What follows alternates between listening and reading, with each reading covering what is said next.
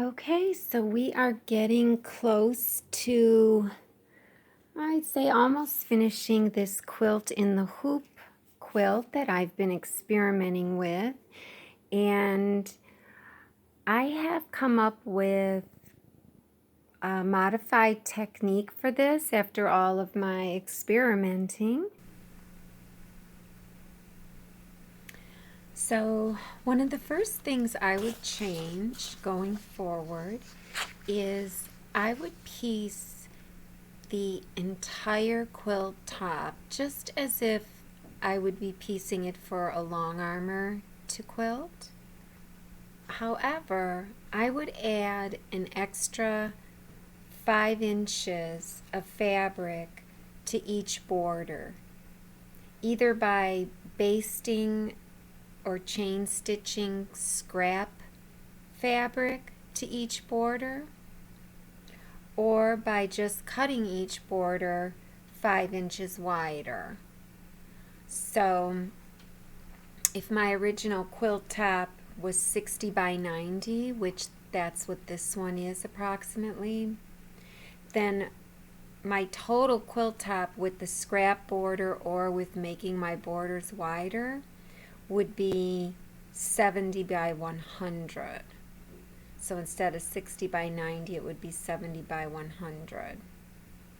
So if I decided to do it by just chain stitching scrap fabric, I would chain stitch or baste, say, 5 inches on this side and 5 inches on this side, 5 extra inches on the bottom and 5 extra inches on the top.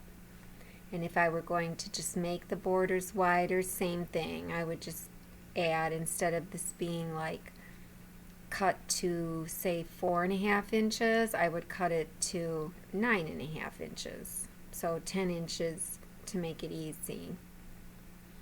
And then just trim it down later. And that just helps with hooping the edges. When you get to the edges, you want to have something there. And it also helps with not having these edges be wavy as you are hooping them. Which brings me to another point I meant to add to this list.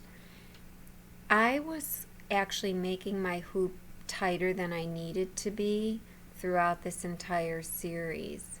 I didn't realize it until the end that I could have loosened up the hoop, maybe just one full turn. It would have been a lot easier to hoop.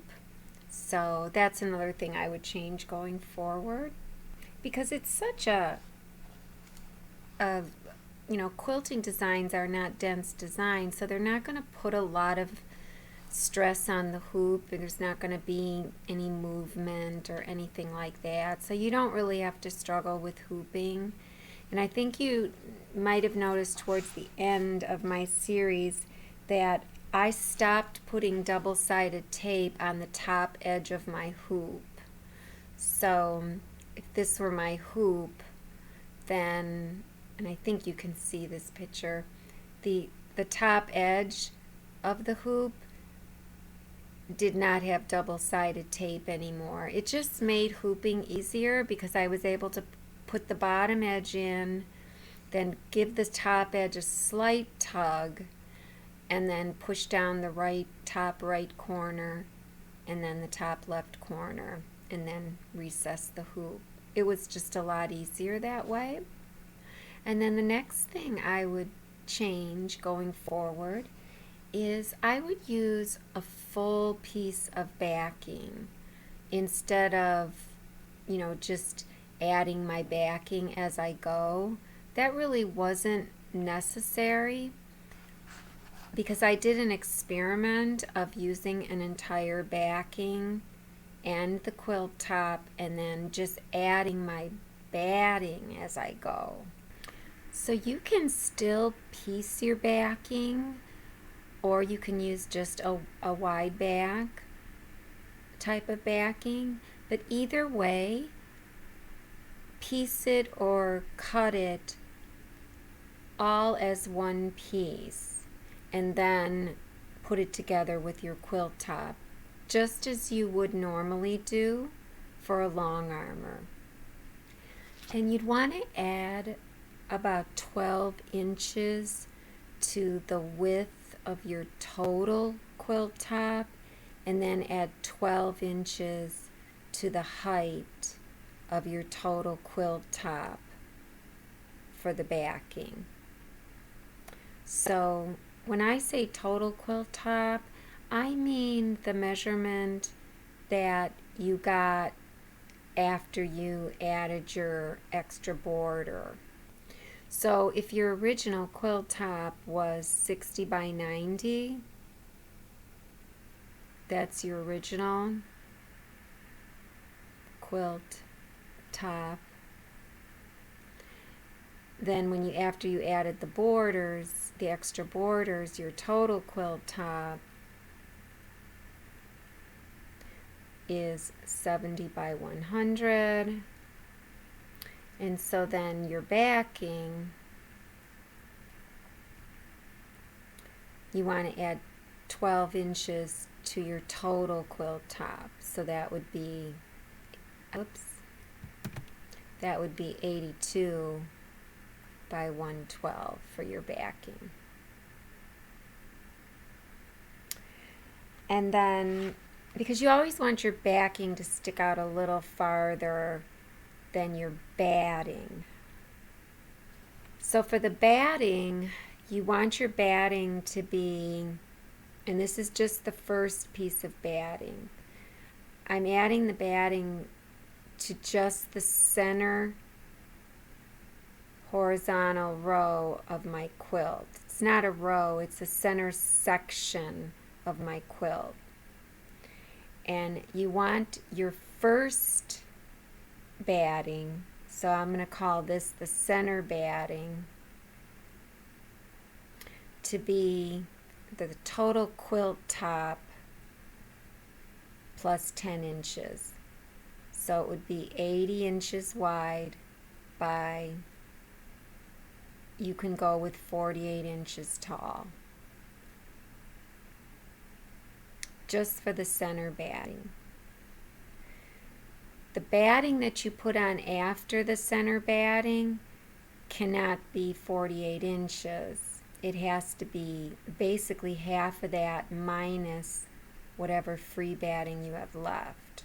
So as you go on and add more batting, you'll be adding still the width of your quilt top, so it's still 80 inches. So this is the new batting. But the height of it's going to be whatever free batting you have, you know, unstitched. So usually you'll have maybe about 8 inches left of free batting. Well, you only want there to be a total of 24 inches. So you take the number 24 minus the 8 inches that's already there free, and that's your height that you add. So your new batting will be 80 inches by 24 minus 8 by 16 inches. That's if you have 8 inches left. So, in other words, you stitch the entire center row, okay, with this 48-inch piece of batting. You're only going to do the center. Then you're going to do another row above or below that, usually above it. So you'll stitch an entire row above that center batting. And then you're probably only going to have about 8 inches of batting that's still free. That's the batting, the free batting, that this 16 inches of new batting is going to get attached to. And you're going to attach it by using batting tape. That was the next thing I was going to change. So instead of having to zigzag the batting together, it's so much easier to use the batting tape, and I'll have a link for that below. And it's just 1.5 inches, and you do it right on your ironing board. You can actually lay the quilt and the new batting next to each other and let them overlap by about 2 inches, and then cut through both layers. That gives you a nice edge. That gives you 2 edges that will butt up against each other perfectly, and then you can take it to the ironing board and you know, iron on the batting tape. You could try to put just an ironing pad under your cutting mat, but I wouldn't. I've done that and it's gone through and then ruined my mats. So it's all very forgiving. All of the batting that I added to this quilt as I went, you can't even tell. You can't even tell it's in there. So that takes care of the batting and the batting tape. And then I don't think I mentioned the last thing I would change, and that is, as you're stitching out each row, be sure to go all the way to the edge of the quilt, all the way to this edge and past it. In my video series, I didn't go all the way to the edge. For some reason, I thought that I could just stop here and then turn the quilt and just stitch this edge, you know, with my embroidery machine. But when I rotated my design, it wouldn't fit in the hoop when I rotated it, so it didn't work. So you have to stitch your design all the way to each edge, all the way to this edge, all the way to that edge, and go beyond the edge too, because remember, these are nested designs. So say your last hooping is right here and it comes right to the edge of your quilt and you think you're done, but you're not, because you have little ghosts sticking in here because of the nesting. So then you have to quilt a whole nother design out here in this excess fabric. Now you could just quilt half of it. I have some digitized halvesies, I call them, for this size. This is like for an 8x12 hoop or a Janome M1 hoop. It's 7.5 tall by I think 9 inches wide. So, and I do have some halvesies for this size, just for this pattern. And if anybody needs halvesies for other ones or other sizes, just let me know. It's just a lot of work to do all the halvesies for all the sizes. Most people will just add extra fabric and just stitch a whole nother design. But you may not want to do that. The other thing you could do is just stop your machine as it starts to go too far off the quilt and fast forward. But that's kind of hard too, because as it goes fast forward, it's pulling on the thread, and so you have to undo your tension release, you know, your tension lever, and allow, you know, pull some thread out as you fast forward. And then when you come back to this area, you have to, you know, pull the thread back. The other thing you could do is, as it stitches off the quilt, just slightly stop the machine, cut the thread, then hit your fast forward button to fast forward through the design. As it comes towards the quilt again, stop fast forwarding and then just start stitching again and stitch onto the quilt. that's probably the easiest way to do it. And, you know, and then again, if it goes off the quilt again, just stop it and cut the thread, fast forward. When it comes closer to the quilt, stop fast forwarding and start stitching again. Or like I said, you can always write me and ask me for halvesies of which design you need and what size, and I'll be happy to make them for you. So just keep that in mind about stitching all the way to the edge. Now, since I didn't stitch to the edge, I had a real issue because when I realized I couldn't rotate my design and stitch this to fit into my hoop, I had to come up with a way to kind of float all of this fabric and batting up into the arm of my machine. So there's two things you could do. You could just hoop some wash away stabilizer and float the quilt on top of that stabilizer using pins, and then maybe put a basting box around it and so on, just like as if you were floating a regular design. And then this would all fit up into the arm of the machine. Or you can use my magnetic hoop hack that I've been working on. I finally perfected it, and I'll make a video on that. So using the magnetic hoop is the same as floating it on wash away stabilizer. You get the same effect of being able to shove all of this excess up into the arm of the machine. In other words, you don't have to worry about traditional hooping where you have to take the sides of the quilt and pull it up through the corners, the upper corners of your hoop, on the outside edges of the hoop.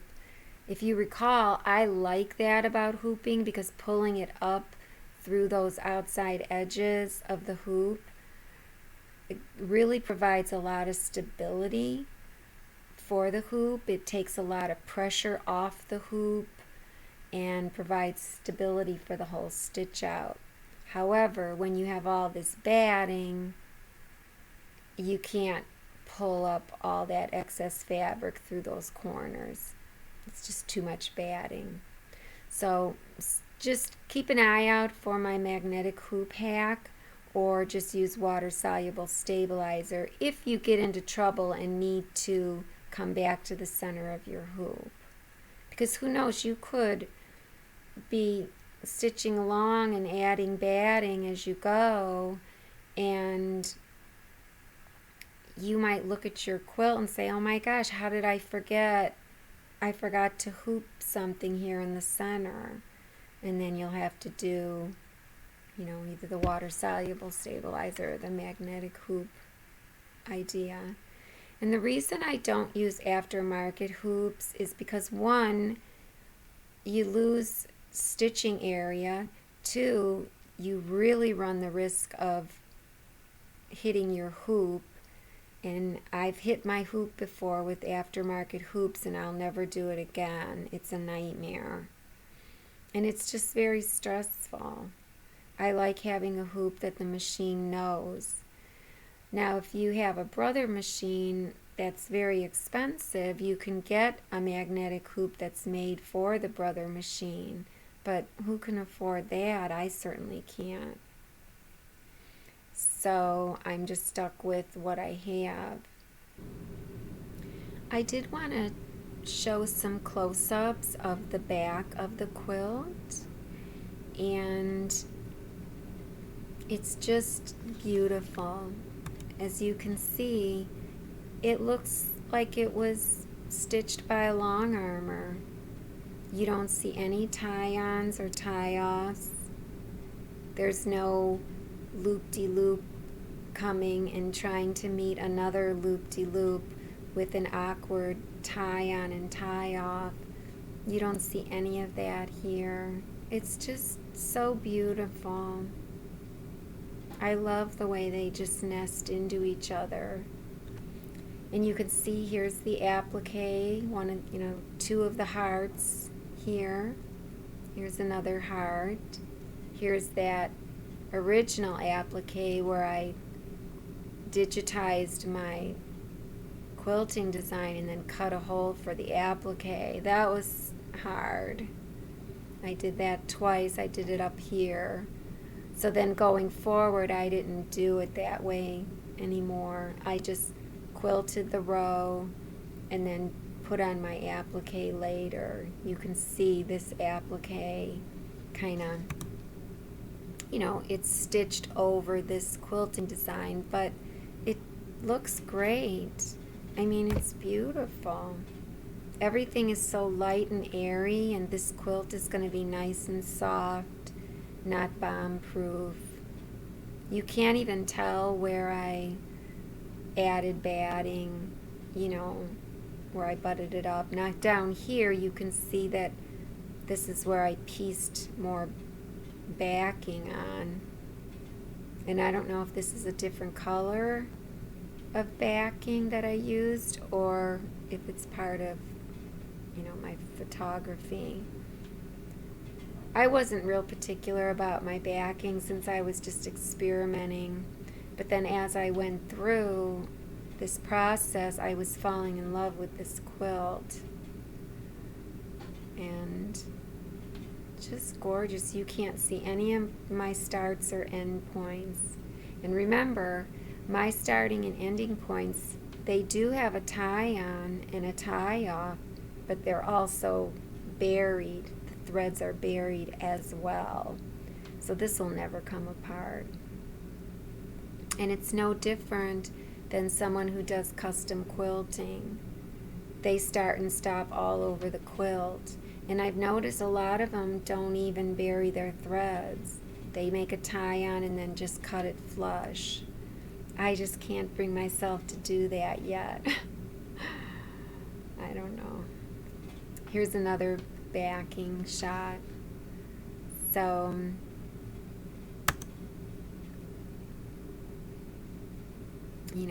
it's just beautiful. Is this the butterfly? I think this is the butterfly up here, one of them. So you can see the butterfly just has some little outlines or little run stitches of the design of the butterfly just inside. This is a sideways shot of the quill.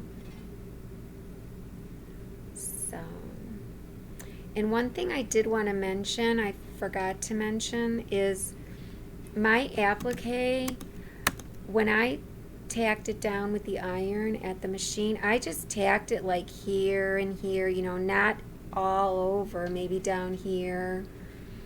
So I have to remember to go back and take an iron to all of my appliques just to make sure that they're down good with the Heat and Bond Light. I'll put probably a Teflon sheet over the top and just use medium heat. I mean, there's still the blanket stitches on them. I know you can't see it in this picture, but I have to remember to do that. And one other thing I wanted to mention, this quilt,